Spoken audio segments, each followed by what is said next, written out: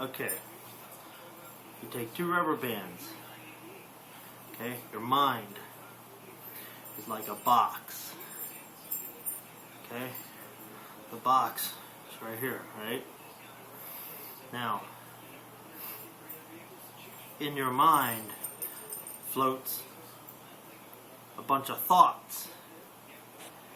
And the thoughts can be trapped.